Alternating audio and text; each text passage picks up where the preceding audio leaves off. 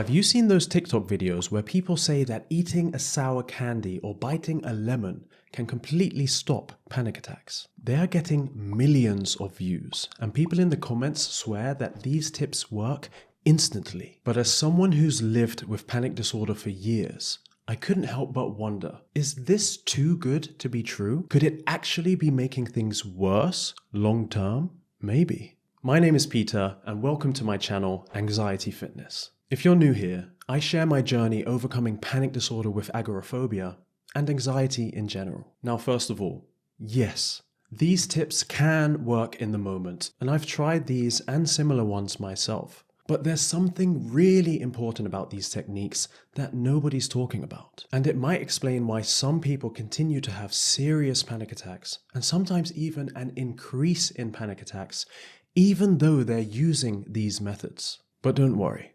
I'll also share some useful evidence-based insights on things that have actually helped me long term.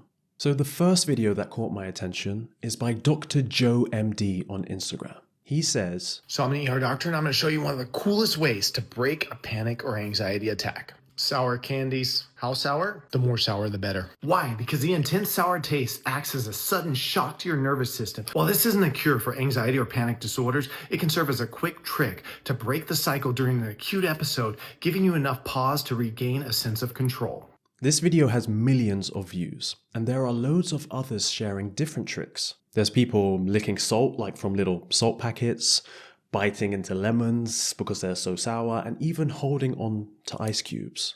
And look, I'm not surprised that these videos are so popular. When you're in a panic attack, you're desperate for anything that might make it stop. I used to carry this lavender-scented water spray around and would spray myself in the face whenever I was panicking. And yes, some of these things did work at the time to help stop those panic attacks. But the thing is, I kept having panic attacks. I wasn't getting better, and to be honest, they even got worse and more frequent.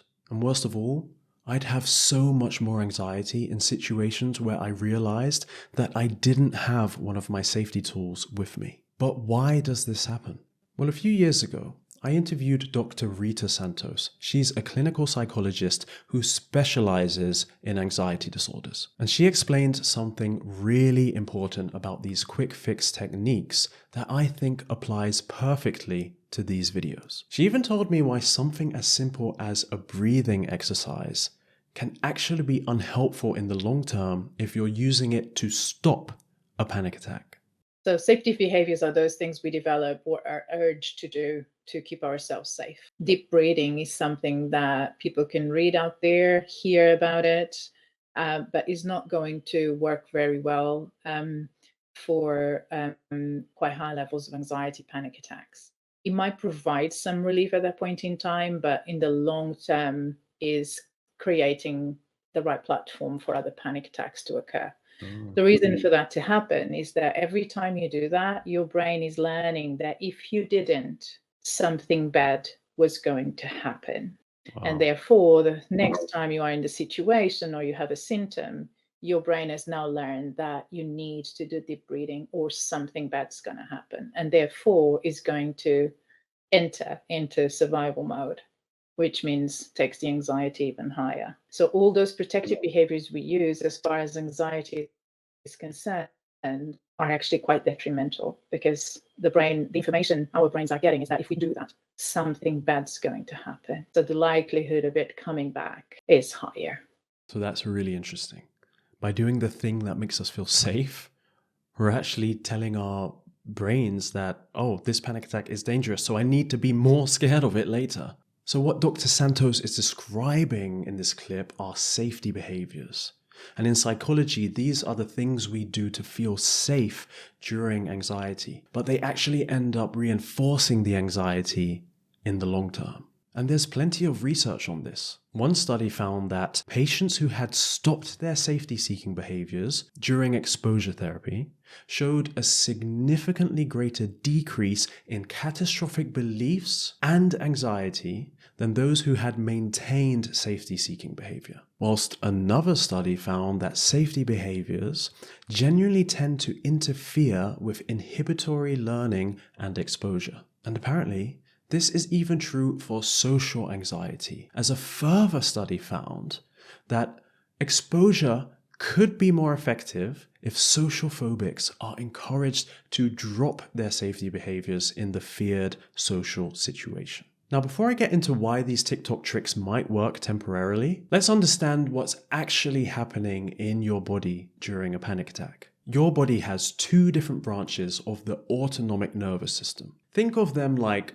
two different modes your body can operate in. First, there's the sympathetic nervous system, your fight or flight response. When this system activates during a panic attack, your heart rate increases, your breathing becomes rapid and shallow, blood rushes to your muscles, you might feel dizzy or lightheaded, your pupils can dilate, your digestion slows down, and your body releases stress hormones like adrenaline. Basically, your body is preparing you to either fight a threat or run away from it, even though there's no actual physical danger. There's also the freeze response, but I'll stick to fight or flight for this quick overview. Then, there's the parasympathetic nervous system, your rest and digest or calm and connect response. When this system activates, your heart rate slows down. Your breathing becomes deeper and more regular. Your muscles relax. Your digestion resumes and your body feels calm and safe. So during a panic attack, your sympathetic nervous system is in overdrive, while your parasympathetic nervous system is suppressed. And all those uncomfortable physical sensations that you feel, that's your body stuck in fight or flight mode. So what do these TikTok hacks actually do? They're essentially trying to activate your parasympathetic nervous system to counteract the sympathetic response. The intense sensory input from licking salt, which is disgusting, or tasting something sour, or feeling some extreme cold can trigger what's called the diving reflex, a parasympathetic response that slows your heart rate and breathing. In a way, it's kind of like hitting the reset button on your nervous system.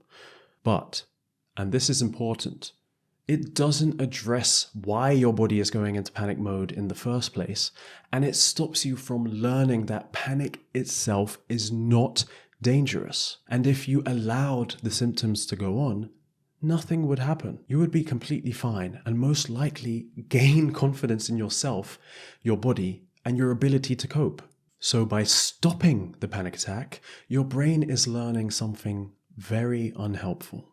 It takes the position that you needed the salt or lemon or ice, whatever it is, to survive that panic attack. It strengthens the belief that panic attacks are dangerous and need to be stopped. You can become dependent on having these items available just in case you have a panic attack. And you develop even more fear about having panic attacks in situations where you don't have your safety tools. And this increases your anxiety overall. That one time you don't have a sour candy, you're screwed.